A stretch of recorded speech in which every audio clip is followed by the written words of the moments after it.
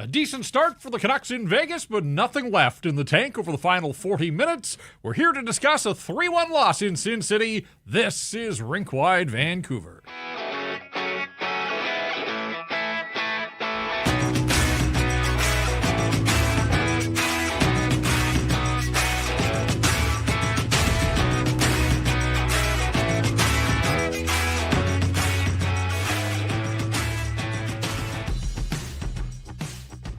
And we welcome you inside our Rink Wide Vancouver studios in the lower lobby of the Wall Center Hotel. It's Jeff, it's Irf with you. 3-1 Vegas defeats the Vancouver Canucks, so the Canucks get a single point in their quick 2-game back-to-back road trip that started last night in Utah. A disappointing end there and a disappointing end out of T-Mobile Arena as the Canucks got a start that they were looking for. And how many times, Irf, have we talked about the poor starts for the Vancouver Canucks? Start was all right, but just no finish.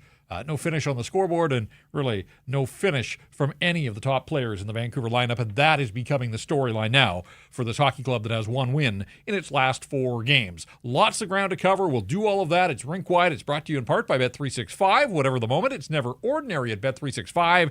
Be sure to use code NATION when opening an account. All right, you know the drill. We want to hear from you. Irf and I are going to break this thing down. We've got thoughts on it, but we want your participation and contributions as well. Into the Great Clips inbox. Great Clips, it's going to be great. Canucks were not great in this hockey game, certainly. Their star players, what star players right now? It's becoming a concern. It has to be for the organization. Another no-show for the big names on this hockey club. But you see the social channels there if you're watching on YouTube. And, of course, the YouTube chat off and running as well, and we'll dip in and pick up your comments as we go here. And there's the Super Chat function as well. And our Super Chat charity partner this season, the BC Mental Health Foundation. You want to make sure your question or comment gets through to us here on the show, so hit us up with a Super Chat. Proceeds going to go to the BC Mental Health Foundation, changing the face of mental health and addiction by supporting breakthroughs in care, public understanding, research, and knowledge exchange. Almost a perfect road start to the hockey game for the Vancouver Canucks, playing on consecutive nights, Irf. Obviously, the disappointment of Utah, they were able to put that aside. They got to double digits in shots in the first period. We haven't seen that in a long time. Outshot Vegas 11-5. They were rewarded with the only goal midway through the period. Some good work by Teddy Blueger and his line. It's been a while since Blueger has scored. Ends a 12-game drought. He hadn't scored. Remember Max Sasson set him up in Ottawa at the start of the road trip. That was the last time Teddy put a puck in the net. His 5th of the year, 8-15 into the hockey game. And again, the Canucks open the scoring. They're starting to do that with far more regularity than they did earlier in the season. But then they just shut it down. And I think that's got to be the frustration of Canucks Nation. And in fact, I'm already seeing that in the chat here. People wondering, like, what happened? You had it going. We've seen this way too often where the Canucks have sat back and haven't put pucks on net. They had 11 shots in the first period and 10 the rest of the way. Especially up against the Vegas Golden Knights, who are a very good team at home. You have the 1-goal lead. You have that cushion. They do not have the killer instinct. This team does not have that. You can really tell their star players, we're going to get to it, are not their star players. You just taking a quick look at it, Brock Besser, 1 shot. JT Miller didn't even have a shot on net. Elias Pettersson not even credited with the shot either. So 1 shot between those 3. Quinn Hughes obviously is going to get his 2 because that's what Quinn Hughes does. But again, not enough from the top guys. And now I know a lot of people in the chat and in different social spaces are clamoring for different players to play in different positions. And why is an AHL guy playing at the top of the lineup and give Elias Pettersson better wingers? Elias Pettersson has Jake DeBrusk. Phil DiGiuseppe is in the lineup because Niels Höglander can't score. That's why he's there, and he's not playing in the bottom 6 position. The depth of this team was something that was so good for them for so long, but it can only carry you so long, Jeff. It can only carry you so long, the depth of the National Hockey League, because at some point your stars are going to have to show up. Depth is all they've got right now. I just want to run through these numbers. So we'll use these sort of as the baseline just so we're all on the same page here. Elias Pettersson, 1 goal in 11 games. It was a power play goal that banked in off Colton Parayko against St. Louis. Petey's got 1 5-on-5 goal in his last 15 hockey games, and that came in Pittsburgh back on that 6-game road trip. JT Miller, and yes, extenuating circumstances, but in the games that he has played, 2 goals in his last 15, none in the last 6, and those 2 goals both empty netters against the Los Angeles Kings and the Chicago Blackhawks. Brock Boeser, 2 goals in his last 14 hockey games. Scored against the Stanley Cup champs a week ago. That was his last goal, but none in the last 4. Connor Garland, the hustle is there. I thought he played well in this hockey game, but he's got nothing to show for it. Where early in the season, he was playing well and producing. He's now into double digits, 10 without a goal since he scored the winner in Buffalo, had 2 that day. Connor Garland, 10 without a goal, 1 goal at 5-on-5 in his last 26 hockey games, Irf. He scored at 5-on-4. He has scored 3-on-3. He's scored in different ways, but 5-on-5, not so much for Connor Garland. And Jake DeBrusk, 4 without a goal.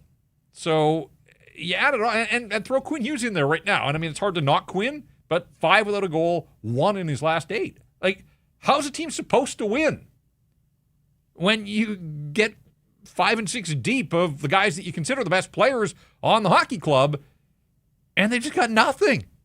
Nothing. And it's not even that they're not scoring. They don't look dangerous. That's the thing. Like, find me the scoring chance. PD had the one-timer on the power play, and he ripped it wide. This was the quietest night, I think, for JT Miller since his return from the leave. Like, I had to look hard to make sure that I saw number 9 out there. Boeser took a puck in the face late in the hockey game. You hope that he's okay. But he certainly didn't leave any kind of impact. This was a night when Teddy Blueger and Kiefer Sherwood and Danton Heinen, and look good. It's good for Danton Heinen. He's showing some signs of life here. But they were the best players. And, yeah, I mean, the minute Vegas ties the game, like, are the Canucks playing for overtime at that point and hoping they can get it across the finish line in a 1-all tie and take their chances?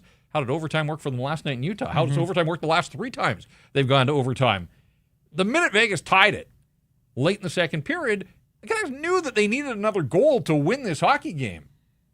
And as I look through my notes here, like, I guess Danton Heinen in front of the net, shorthanded from Kiefer Sherwood, that might have been the best scoring chance the Canucks had in the third period. And again, all due respect to Danton Heinen, like, it's good that he's starting to get some looks here.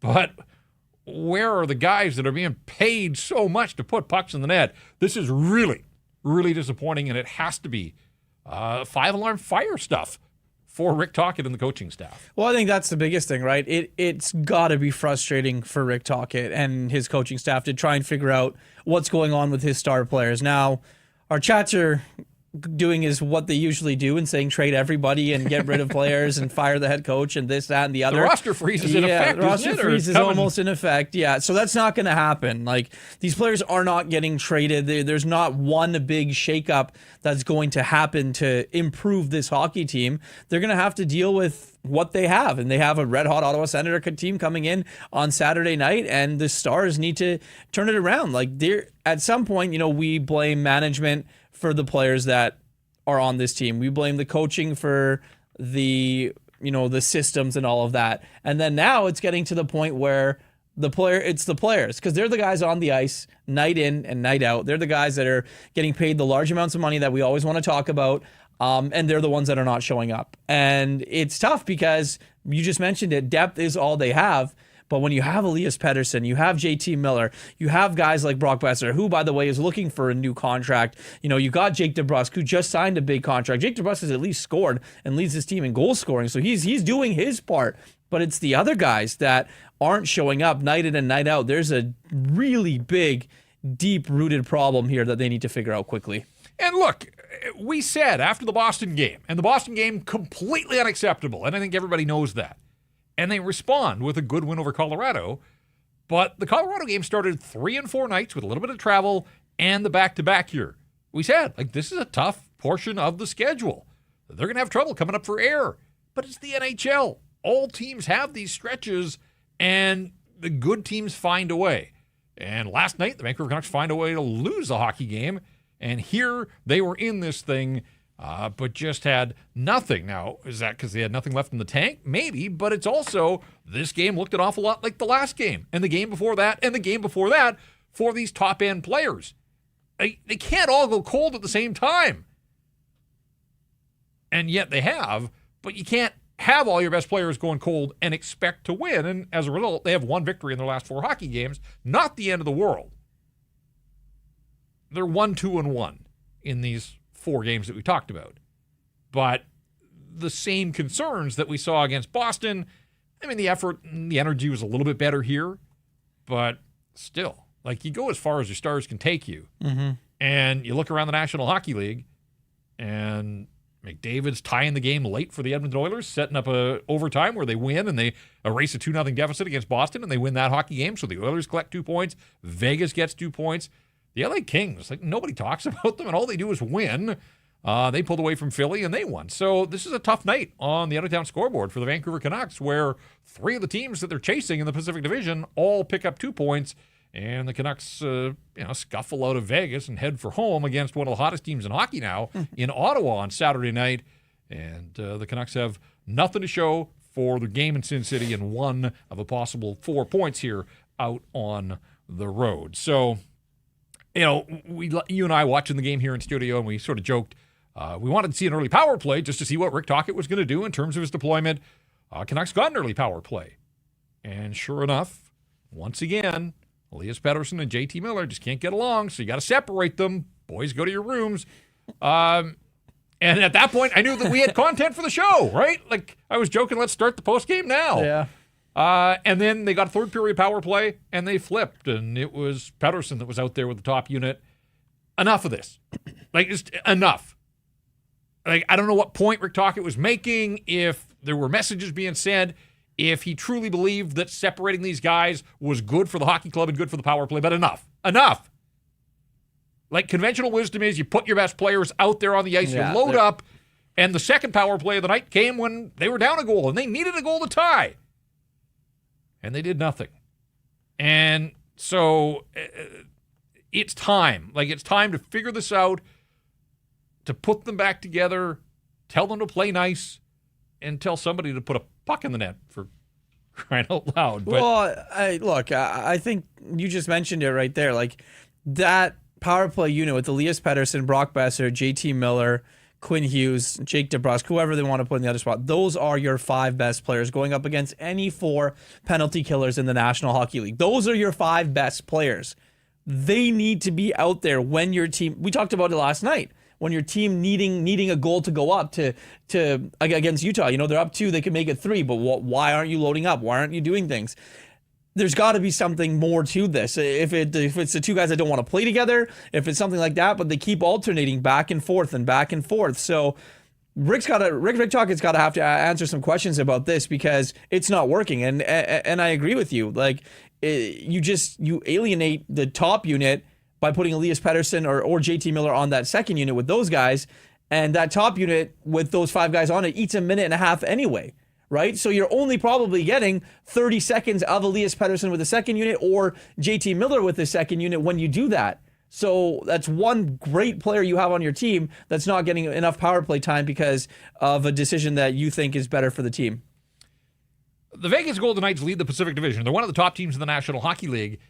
They were without their leading goal scorer, Ivan Barbashev, as well. And we have to point that out. Like, for all the talk of who's been missing out of the Canucks lineup, other than Phil Hronek, this is the team. These are the players. Vegas is missing its top goal scorer. Like, opportunity knocking for the Vancouver Canucks. And one of the turning points had to have been 2.5 minutes to go, second period. Canucks being outplayed badly, nursing a 1-0 lead. And Kevin Lankinen, who has been all-world and beyond reproach almost every night out, particularly on the road, he whiffed. He flat-out whiffed on Alex Pietrangelo's slap shot from 45 feet. You don't see it happen. You don't see goals from distance unscreened in the National Hockey League very often. No idea what happened there, but he flat-out whiffed. Yep. And that's tough. I mean, this guy has bailed the Canucks out. He made the incredible save off Mark Stone in the third period when it was 1-1. So there were some saves in there, but this was a low event, low shot total night. The final shots were 22-21 in Vegas' favor. So again, the Canucks had 11 in the first period, 2 in the second, 8 in the third.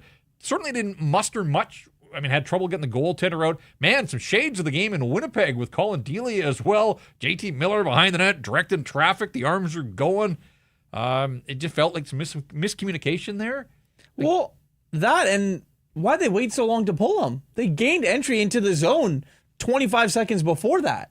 Like, at that point, if your team is going up the ice with the puck, usually that's when your goalie goes to the bench at that time. Your extra forward jumps off the boards, you gain the zone, right? And that's usually how it happens and the way that I've seen it happens. But Rick was waiting until they had possession of the puck behind their own net to go and do that. And obviously that's why there was frustration there from the players. Noel Juleson didn't know what he was doing. Lankinen didn't know what he was doing either, if he was going, if he was staying.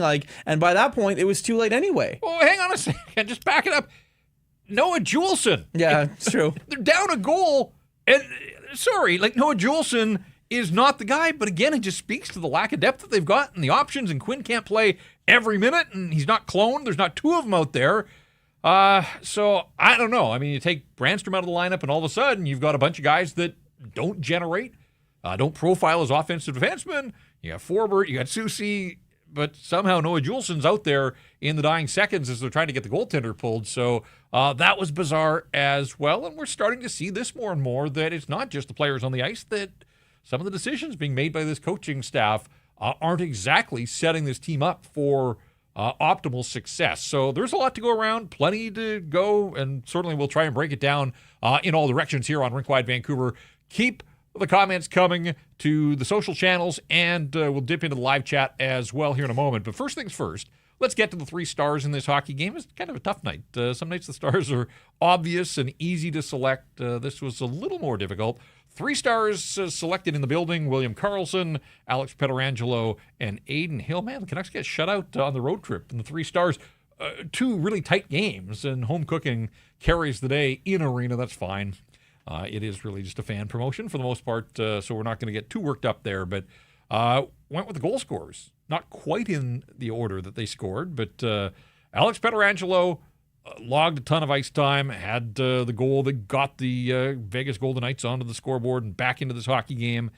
What did he end up with? 24 minutes and 13 seconds, had 3 shots on 6 attempts, just about took out Quinn Hughes in the second period. That was kind of scary. You don't like to see Quinn Hughes blocking shots, especially direct line of fire there. I don't think he wanted to block that one either. No, but you don't want to see him in harm's way. So sort of saw the Canucks season flash before my eyes. I'm not sure about Quinn and and his teammates. Pietrangelo, the 1st star. William Karlsson, and this guy's a dog. We'll get to his goal here in a sec, but let's just finish up. Teddy Blueger, good to see him score. As I said, first goal in a dozen for him, so he's very much a depth guy on this hockey club. It's been a struggle. He got off to a really nice start, contributed, but he had 2 goals in his last 27 games prior to this one, but had a chance from Kiefer Sherwood early, and maybe that was an indication that line was into it, because 8 minutes in, Tyler Myers enters his zone, slap shot that Aiden Hill didn't handle cleanly, and then some panic, I thought, set in on the Golden Knights' part. They just slapped the puck to the point to Quinn, wrong guy, and from there, the Canucks get to work. They get it in front of the net. Heinen and Sherwood doing some good work, and Teddy Blueger, as he fell, was able to deposit his 5th goal of the season. So doesn't figure in the score or in the stars very often, but hey, we'll give him a nod. It was tough to come up with any Canucks that were better than him on this night. So Pietrangelo, Karlsson, and Teddy Blueger, the 3 stars here on Rink Wide Vancouver. The 3 stars, a presentation of Greta Bar YVR. And if you're looking for a gathering spot this holiday season, consider Greta Bar. Great place to meet up with old friends. Maybe you meet some new ones. They got all the big screens. You got the arcade games, the terrific new street food menu, weekly drink specials. Greta Bar, the place to be, 50 West Cordova. Greta Bar, let the games begin. So it's a 1-1 game into the 3rd period, and you're thinking, all right, can the Canucks do whatever it takes just to get it? I mean, maybe they grind out a win, but just get it to overtime, get something on consecutive nights here. You wondered, though, about back-to-back. Vegas had been off since they played Sunday, so they were the rested team, and I don't know if that factored into it. Like, Pia Suter's had a really nice season. We always talk about his hockey IQ and all the good things he does. He didn't do a lot of good on that William Karlsson goal. He had to do better defensively, as Wild Bill just kind of bulled his way to the front of the net, and Pia Suter watched, and there were others as well. But that was Suter's guy, and or if he just didn't do enough defensively in that play. No, and I mean, William Karlsson is such a smart player, Yep. right? He can feel where the pressure's coming from, goes around him, but yeah, it just tosses him and goes right to the net, gets his own rebound, puts it in the back of the net, and it was easy for him, right? It really was, and that's just kind of what it's been like for teams playing the Vancouver Canucks. Like, they bend and break very easily, like this team, right? There's no killer instinct. You always say what we want to see from this team is it's so good that they get the first one. Can they get the second one? Can they put teams away? This team cannot put teams away. And what was the solution today to try and do that? You scratch Nils Höglander and you scratch Eric Brandstrom. I mean, what did Phil DiGiuseppe do? He hit 5 people. He had 5 hits. Yeah, he he did was what I think exactly. Yeah, I mean, he did what I expected him to do. And 5 hits, great. Leads the team in that department. I mean, this is a veteran guy that understands that this is an opportunity. He doesn't. Who knows how many NHL games he's got left in him? So, he was fine, but I certainly wasn't expecting PDG to be the guy that was leading the offensive charge to get them back on even terms in the third period. Giuseppe plays 12 minutes and 58 seconds in the hockey game. Linus Karlsson, 10 minutes and 45, one of the low ice time guys. No shots on goal. He had a single hit in this game. Nathan says, why would I pay any amount of money to watch this team play live? So boring. And this has been, I mean, these were road games, obviously, but a dreadful start in Utah. Sluggish finish to this hockey game. Just struggling to put these complete games together. And now they come back home for 3 in a row that are broken up over Christmas. But Ottawa on Saturday, San Jose on Monday, and then a quick little holiday break, and then Seattle an afternoon game, the first game after Christmas. So, yeah, I mean, we're right back to, what kind of vibe will there be in the building? What kind of crowds will they get? What kind of emotion? What kind of energy? What will the team give the people to try to get them excited? And that has been a massive issue here really all season long on home ice. So I get where you're coming from, Nathan. But a Saturday night, the Saturday before Christmas, 2 Canadian teams. Canucks and Senators played a fun game in Ottawa, so we'll see if they can do that again here. P. Bats on X says, did number 9 dress tonight? Again, it's a fair question. I thought that was the quietest game for JT Miller since his return. 15 and a half minutes of ice time, no shots. Good in the face-off because that's what he does every night, but otherwise, yeah, just way too quiet around one of the Canucks' top-end guys. Norma says, don't get this. One game good, next one bad, no consistency at all. The top players aren't vibing.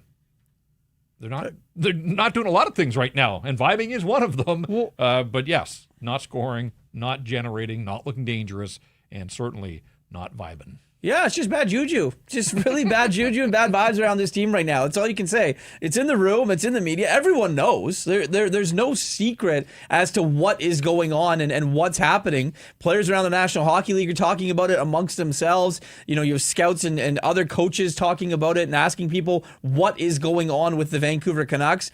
Benching Elias Pettersson or benching JT Miller or benching Brock Besser isn't going to change the fact that there's a much deep-rooted issue here that is going on, and they need to sit down and figure it out. Like, they really do.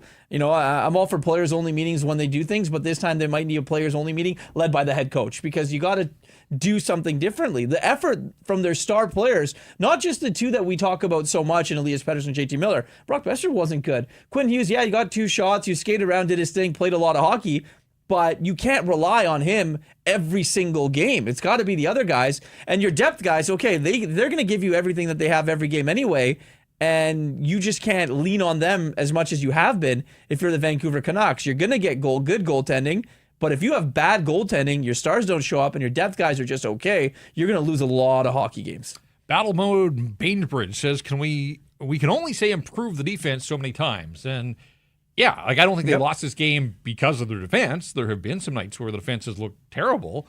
I thought early in the game, Forbort and Desharnais looked all right. In fact, the numbers in the first period were really encouraging for those guys. But then, like the rest of the team, ice tilts and the Canucks playing prevent and spending way too much time defending.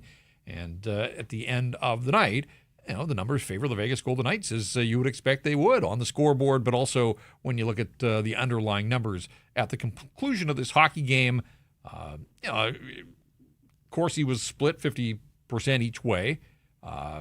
The shots at 5-on-5, 19-18 in favor of the Golden Knights. Scoring chances, 23-20. High dangers, 9-7. So, it wasn't a runaway for the Golden Knights, and it wasn't a runaway on the scoreboard either, but the final numbers reflect that they had a slight edge, and I think over the course of 60 minutes, you'd be hard-pressed to say that the Canucks were the better team. I don't think they were, and ultimately they get what they deserve, which is a loss because you got to play 60 minutes. Playing 20 decent minutes. This time it was the first period. And I don't know, is that encouraging that they had a good first period? Like we're sitting here scratching and clawing. I'm not looking for silver linings or moral victories, but I don't know. I mean, There's no moral victory here. They've had so many. I know, but they've had so many crappy first periods. Like, is that encouraging to know that they can step up and have a decent first period?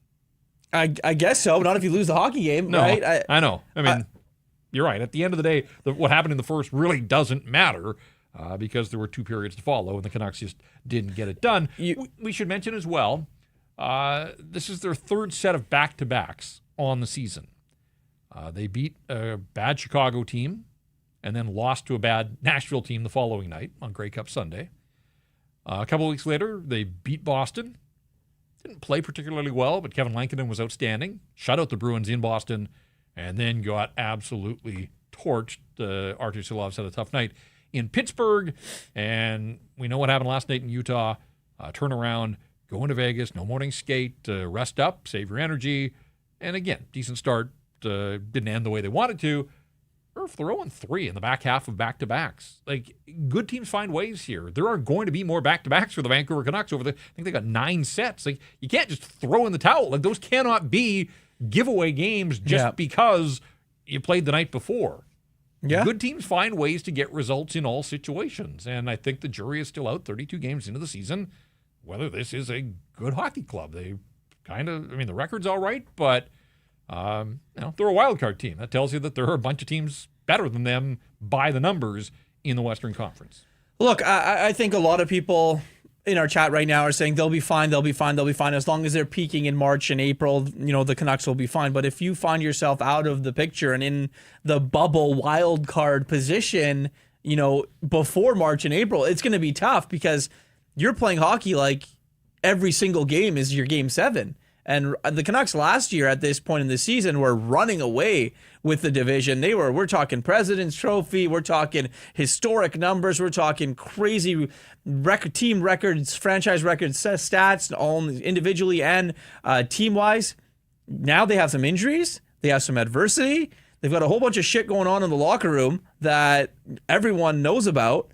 And this team is really at a crossroads, Jeff. Like, they really are. There's a lot going on. There's a lot there. There's a lot to unpack. And just the games. You just watch the games and you watch the body language of certain players. You watch the body language of the head coach in his press conference after the game. You watch the players speak to the media. You watch all of these things and you can just tell there's something going on here. Now, one trade isn't really going to make the biggest difference, So there's a lot that needs to be unpacked here, and it's up to, Patrick Alvin and Jim Rutherford to figure it out, Rick Tocchet, Adam Foote, that whole coaching staff, and at the end of the day, the captain needs to say something if there's something that needs to be said, and the leaders on this team really need to start taking charge. So I dug in a little bit earlier today, and nothing changed in this hockey game because none of these guys scored, but I was just curious, how many games have the Canucks had goals from any combination of Pettersson, Miller, and Besser, essentially the 3 best goal scorers. I know DeBrusk leads the team in goals, but when you look at the tried and true, the proven players on this team at the start of the season, those were their 3 best goal-scoring forwards. Well, the answer is that all 3 of them, they haven't scored in the same game yet this year. Besser missed some time. Miller missed some time. Petey's played them all. Mm-hmm. Miller and Pettersson have scored in the same game twice, at home against Pittsburgh and at home against Chicago, where Miller scored into an empty net. Miller and Besser have scored in the same game twice, opening night against Calgary and a couple of weeks later in Chicago. Pettersson and Besser have scored in the same game once, at Anaheim. Mm-hmm. Anaheim, Chicago, Pittsburgh, Calgary. Like, how do you beat the good teams in this league if your best players aren't stepping up and scoring in bunches. They're 32 games into the season now. Again, the record at 16-10-6, like, it's hard to fault them for that. But none of those three guys that I just mentioned are into double digits. It's going to be hard. We're seeing it here this week. It's just too damn hard to win hockey games if your best players aren't anywhere close to your best players. And guys go through slumps. Like Jake DeBrusk is as streaky as they come. We've seen that. And he's sort of, now he was red hot there for 2 weeks. Gone a little cold. That's fine. He'll score some goals again. But it's those other three that just, like, none of them look dangerous right now. That's the more troubling part to me. Goalies are going to stop chances. Like, not everything you shoot's going to go in the net, but when you combine as a group for one shot on goal against a divisional rival, not just a divisional rival, the top team in your division at that, like, yeah, man, there are a ton of red flags. Like, and right now, there are a ton of red flags around this hockey club. Yeah, and you hope Christmas brings some good vibes and good cheer. They got a couple games to play before the break. But then, Jeff, I know I don't want to look too far ahead, but, like, in January, their schedule is not easy. There's a stretch of games from the 8th to the 18th where they play Washington, Carolina, Toronto, the Jets, the Kings, and the Oilers. Like, that is a gauntlet of good hockey teams. Yep. And if that team, or if this Vancouver Canuck team puts out that effort every single night against those teams, man, there's going to be a lot of L's. So, I agree with you. Like, there's no way you can look at that and think, like, where's the easy game in there? This stretch now, and look, Ottawa's as hot as anybody in the NHL. And so they come back home. That's not an easy game. But you get the Sharks, you get the Kraken, you go to Calgary on New Year's Eve, you go down to Seattle, you get Nashville. Like, there are a handful of games there. They have to get points. Like, they simply have to find way. Because I pointed out to you, like, tonight was the first of a 12-game stretch for Vegas. 10 of 12 on home ice. The only 2 road games in there, a couple of one-offs to San Jose. And in that game stretch of a dozen games, it started against the Canucks, it ends against Minnesota. Like, on paper, the bookends are the tough ones. And then they get a steady diet of some of the worst teams in the National Hockey League. Like, I expect Vegas just to, like, take off here. Like, I wouldn't be surprised if they won 10 of these 12 games. We have Teddy Blueger, because he was made available post-game, Jeff. Do we want to hear from Teddy Blueger? Oh, sure. Why not? Let's hear from Teddy Blueger. Teddy, thoughts on tonight's game? Yeah, I mean, not a big difference, I think, between winning and losing. Kind of not a lot of chances through 2 periods. Obviously, it hurts to give up that late one in the second, but I think, just fine margins. Kind of felt like a low event game, so disappointing to come out on the losing end. How do you refocus for Saturday's game? Same as every game, try to take each game as it comes. Good or bad, refocus. I mean, obviously, consistency's been an issue for us, so that's something we got to work on as a group, I think. It seemed like a pretty tightly contested game out there, though, Teddy. Yeah, that's what it felt like. I was just saying, like, probably not a ton of chances either way. It felt like, I think the shots were like 13 apiece through 2 periods, so not a lot. Felt like defensively we were pretty solid, didn't give up a whole lot, and that one chance obviously the difference in the game. First periods you guys wanted to focus on, and this was not a problem tonight for you guys. Real strong opening 20. Yeah, I thought we came out well. Especially after a back-to-back with some travel. Not the easiest of circumstances, but that's how it goes sometimes. So I thought we had some juice, put pucks at the net, try to create some chaos, make it difficult for them to defend. And I think first period was a good one for us. How about the way they defend? You're a pretty tough team to generate against. Yeah, they defend the middle of the ice really well. I think it's kind of struggled to get possession maybe consistently against them tonight. Which I think is the strength of our game. But on the other hand, I felt like we defended really well too, so it was just kind of that type of game. There you go. And, the margins are fine in the National Hockey League. The Canucks didn't play terribly, but they sat back on a 1-0 lead, and ultimately it blew up in their face. And Teddy Blueger had the lone goal and had 4 shots on goal. He gave it the old college try. Good on him against his former team, but again, if Teddy Blueger is among your best players, then there are going to be issues. And right now, there are issues for the Vancouver Canucks. Let's get to the stat that stands out from this hockey game because this tells quite a story. It tells a couple stories, actually. The stat that stands out is that Vegas is now 17-3-2 against the Western Conference. Irf, you know the best way to climb the rankings within the conference is to beat everybody else, your conference foes. I mean, that's an incredible record, but it also tells me that they've seen a lot of Western teams, that they haven't faced a lot of the East. Now, I mentioned that stretch of 12 games. They are going to see the Rangers and the Islanders and Buffalo in there and Montreal, I think. So it all balances out. Everybody plays the same teams at the end of the year, but they have played 22 games against Western Conference opponents and have won 17 of them, picked up points in 19. That is an incredible record, and that's certainly a stat that stands out, and that is how you get it done. There's a lot of bad teams in the East, too, that they're going to beat, right? They haven't played that many teams in the Eastern Conference, haven't gone on many big trips like that. So there's a lot of times that the Vegas Golden Knights, the way that they're assembled, they didn't even have Barbashev playing tonight, right? And he's been one of their best players, if not their best player this season. So the Vegas Golden Knights are a good hockey team. Look, I think that they're going to be there in the end. It's a good measuring stick game. We like to talk about that all the time and use those terms when we talk about, who are you and what team do you think you are up against the big bad teams in the National Hockey League, because the Canucks were once that team. They were the team that was getting the best effort of every single other team, and this team isn't that different. In all reality, right? They didn't have, at this point last season, they traded for Nikita Zadorov, but they didn't really have anybody else that was much different. So it's one of those things that you're going to have to look at, and they really have to try and figure this one out quick. Is it too late? Can they get Mikheyev back? He's on fire all of a sudden. He had 2 goals tonight. He was the first star the other night. I haven't checked if he was the first star in consecutive games, but he had 2 of Chicago's 3 goals.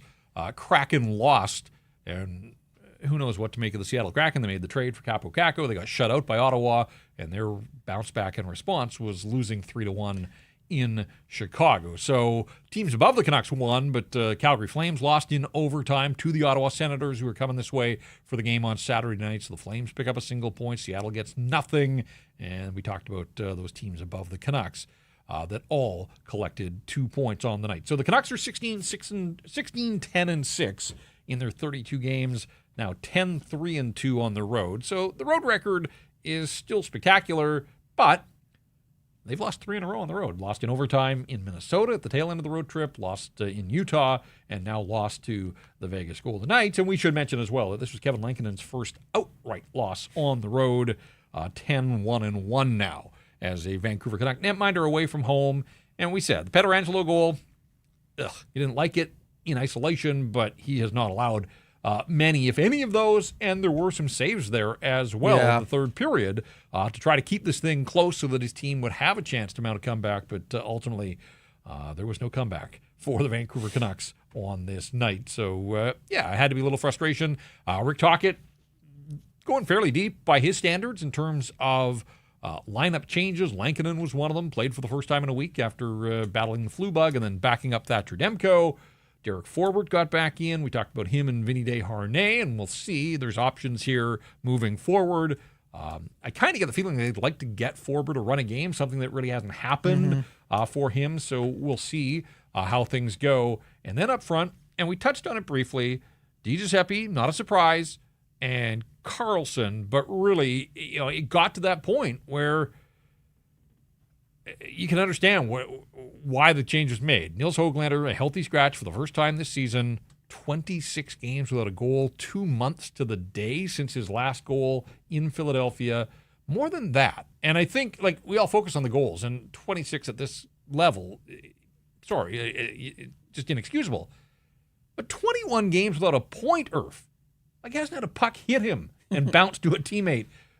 Just give the puck to Quinn. If you're Nils Höglander, just give the puck to Quinn, and I bet you get a second assist somehow, some way, because Quinn will do all the heavy lifting. Whatever the case, it got to this, and I don't think that either one of us are surprised that on the back end of back-to-backs and 3 and 4, and given the struggles that it reached this point for a woefully underperforming Nils Höglander. Yeah, this one had the writing on the wall for a very long time. It was just a matter of when, right? And I think that this is the one where you get Phil DiGiuseppe up, and it's the second of back-to-backs, and he didn't really play that well the night before.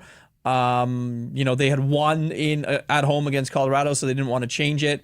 But I'm not surprised at all that Höglander was a healthy scratch. We do have the head coach now after this one in Vegas, Jeff, if you want to hear from him. I do. Head coach Rick Tocchet after this one. Didn't seem to be a ton of ice out there for our other team tonight. I'm sorry? Didn't seem to be a ton of ice out there for our other team tonight. No, I thought, well, it's a good hockey team. I thought we played well. Didn't give much. They didn't give us much.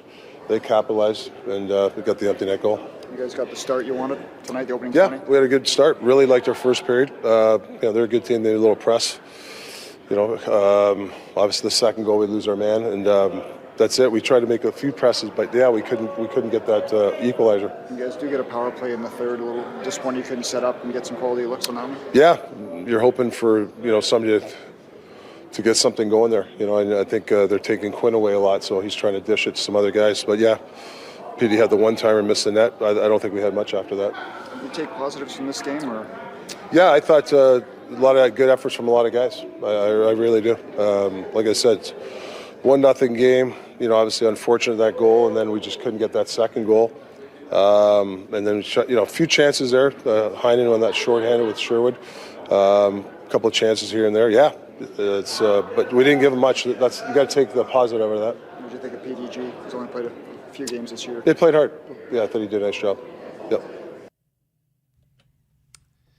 All right, Rick Tocchet trying to put a positive spin on it. And again, given the fact it was back-to-backs and against the division leader, the effort, I didn't have an issue with the effort, but execution, that's something else.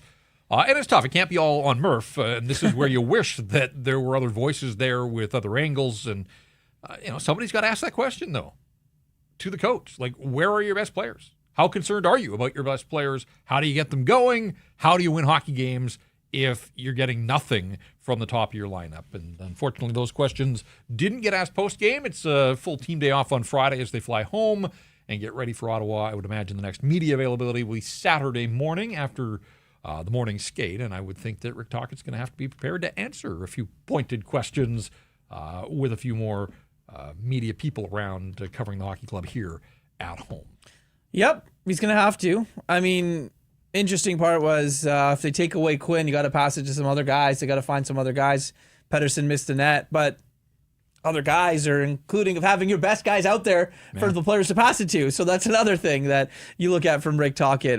Chat's going wild, as it usually does. A lot of people saying a lot of stuff that that you can't repeat. Yeah, I definitely can't repeat. Everyone wants to be traded, all sorts of stuff. Claire says the Lankinen pull was sloppy overall, poorly executed. Honestly, I thought it was a good effort, no complaint. Sherwood was great. Sherwood has been great. Mm-hmm. He's been a wrecking ball of sorts. He's becoming a scorer that they have to depend on, and getting his first hat trick the other night. But they're going to need more than Kiefer Sherwood to beat the Vegas Golden Knights. Like CG says, does Jeff? CG hates me. Yeah, he says, does Jeff ever say no, that he doesn't want to hear from anybody when you ask him, Murph? Well, I mean, if they had offered up, I don't know, Linus Karlsson, I didn't need to hear from Linus Karlsson after tonight, but they didn't make him available. But no, we want to bring a little flavor. We want to hear from the coach and particular players as well. It's tough on a night like tonight. They put up Teddy Blueger. He's got to answer for this hockey club. I would like to have heard from a few others, but we'll, again, have to wait until they get back home off the road. Keep the comments coming to the Great Clips inbox. Your time's valuable. Use the Great Clips check-in app. See the wait time. Check in on your phone. Get your haircut when you want. For more information, check out greatclips.com. Great Clips. It's going to be great. So, yes, team day off on Friday. I will say the ice at Rogers Arena is going to be put to good use tomorrow, though. They're letting the media skate at the Rog. What? You didn't get your invite? Oh, no, I did not. No. Yeah. From 3:30 to 5. It's a free skate, public skate. Good for you guys. Mm-hmm. So I'm going to go check all this talk about the ice, and I always see people saying, it looks, conditions aren't right. I'll go test for myself. I had some fun, had that opportunity a year ago. And so, yes, a little pre-Christmas skate. Go for a twirl at Rogers Arena. Are the players going to be on the bench and then talking about you guys, how you skated after? That would be fair, I suppose. Very much so would. Yeah. No, I think the players are going to be told to steer clear of the rink tomorrow. Ottawa in Saturday. We'll talk more about the Sens here in a sec. And then Macklin Celebrini on Monday. That's going to be fun. I'm looking forward to that first look at Macklin, who's having an incredible season with his San Jose Sharks. Expensive game for him? Yeah, no doubt. But this guy has been all-world into double digits as a teenager in his first season in the National Hockey League. They're trailing Colorado 4-2 right now, so looks like they may go down to defeat there. But still, looking forward to seeing Macklin Celebrini and Tyler Toffoli in San Jose colors on Monday, which is a 6 o'clock start. It's a prime game on TV, so you got to stream it if you're not going to the game, and make note of that early start time as well. It was a busy night around the National Hockey League. A bunch of games on the Friday schedule as well, which leads us to our line of the night, brought to you by Bet365. How did you fare? You had the parlay for yesterday. Yeah. Oilers and Golden Knights. Ding, ding, ding. There you go. Both Nicely win. done. All right. And so, also, I gave out the free Pavel Dorofoyev over 1.5 shots. Already have 2. Thank you very much. This portion of the show is brought to you by our very good friends over at Bet365, proud partner of Sekeres and Price. Canucks Conversation. Jeff, you and I here at Rink Wide Vancouver. Open up an account with Bet365 today. Bet on a huge range of markets. Use code NATION. Whatever the moment, never ordinary at Bet365. Tomorrow night, like the Leafs, like the Wild, and like the Washington Capitals as an underdog. I really like that Washington Capitals team. Think they've been playing some really good hockey. They are getting excellent goaltending. Washington, Carolina, obviously going to be one of the teams to be talked about coming out of the East as much as the Florida Panthers will be, but really do like Washington in that one. And Minnesota's going to be angry after losing their last one as well. Yeah, they got smoked by the Florida Panthers, so we will see how they respond to that. All right, we'll be tracking as that all shakes down on Friday. Now I'm at a point where, like, watching the Buffalo Sabres, you kind of can't turn away. Like, are they going to bottom out at some point? Is this going to continue in free fall? The Leafs, I saw them, was watching one of the national channels. Like, they're expecting that crowd in Buffalo on Friday to be like 80% Leaf fans. Sabre fans are staying away right now. They'd be happy to sell their tickets. People come roaring across the border. So, yeah. But the Leaf games in Buffalo have always been a lot of Leaf fans, but now they're even it's even worse. Yeah, no, because Sabre fans are staying away. Yeah. Yeah. So we'll see what happens in that one. Again, we got a super chat. Yes, we did. All right. Well, again, if people have been with us here this week, we've been loading up on the super chats, all in support of the BC Mental Health Foundation. So going to a great cause. And again, if you want your comment, your thoughts, your question to get read, to get through to us, it goes to the top of the list, and we will ensure that we get it up on our YouTube screen as well. So this one comes from Casey Shuffle, who's been active in the super chats through the week here, and we appreciate that. No comment on tonight's game. Just want to add to the CFC Foundation. Is he talking about the BC Mental Health Foundation? He's talking about the BC Mental Health Foundation, right. yeah. Fair enough. Yep. Yes. We'll make sure that the proceeds get where they are supposed to. So, yeah, it is the BC Mental Health Foundation is our super chat partner. So make sure you keep that coming, and we thank you certainly for your contributions here on Rink Wide Vancouver. Old friend Travis Green rolls through on Saturday night. First time for him as a head coach. He came back with Jersey, but this is a little different, and I think this one will mean a little more. And if people haven't been paying attention, hottest team in the National Hockey League, won their 5th in a row tonight in Calgary in overtime. Brady Tkachuk, the winner. Lost a tooth, 9 stitches in the game, and then scores the overtime winner. Since the Ottawa lost to the Canucks, remember the Canucks started their 6-game road trip, Quinn got turfed. Since then, Ottawa is 9-2-1. Like, it was like the Canucks made them look in the mirror and sort of figure things out here. The great equalizer, obviously, is goaltending. And nobody is stopping pucks better than Linus Ullmark, who's 7-0-1 in his last 8 starts. He's given up 10 goals in his last 8 games. But Travis Green's got a decision to make here because Ottawa's out on the road. They're forced out of their building. World Juniors are taking over there. So they've got 4 in a row here, I think, before Christmas and 5 after Christmas. They don't play a home game until the middle of January. World Juniors are there. They've got games in Vancouver Saturday and Edmonton on Sunday, and then that's it for Christmas. How badly does Travis Green want to beat the Vancouver Canucks? Does he throw Linus Ullmark at the Canucks and then just take his chances in Edmonton on the back end? Or do you save Ullmark for McDavid and Draisaitl, and are the Canucks maybe going to get a break and see they've got 2 backups? They got 3 goaltenders out here on this road trip. So I am kind of curious to see, but Ullmark's on such a roll, this hockey club's on such a roll. Travis would be well aware of the issues the Canucks have had on home ice. I think they would look at this as an opportunity to keep the ball rolling. If you are the Ottawa Senators, they got 5 double-digit goal scorers. Like, they score a bunch of goals, and now they're finally getting the goaltending that they hoped they were when they made the move to get Linus Ullmark. So don't laugh at the Senators. They weren't playing well when the Canucks saw them the first time. This is a different-looking hockey club. Those pesky Sens, Look right? out. Adam Gaudette, and he's one of those double-digit goal scorers. What do you think this means to Travis?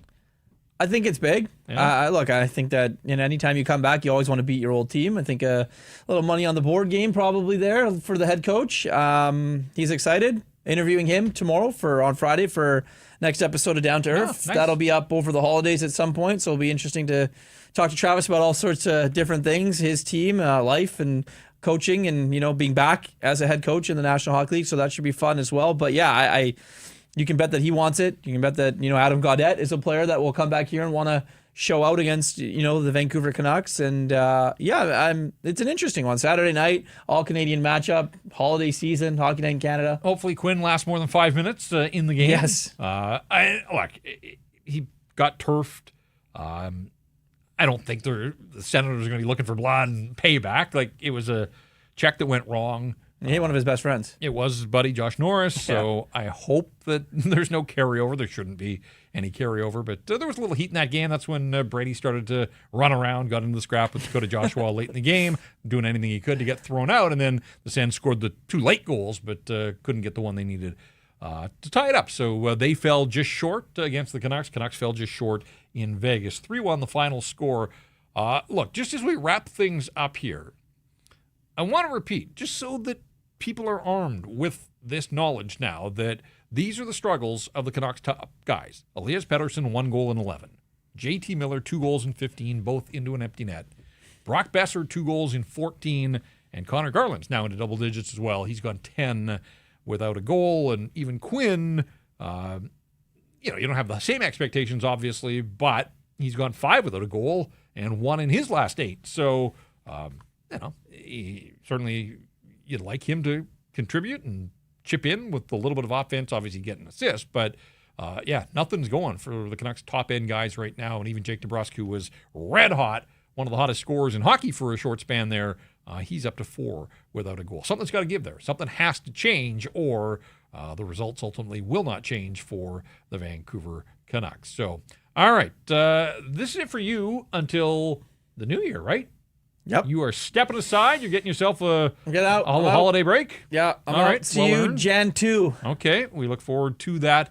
We'll push on in your stead. Absolutely.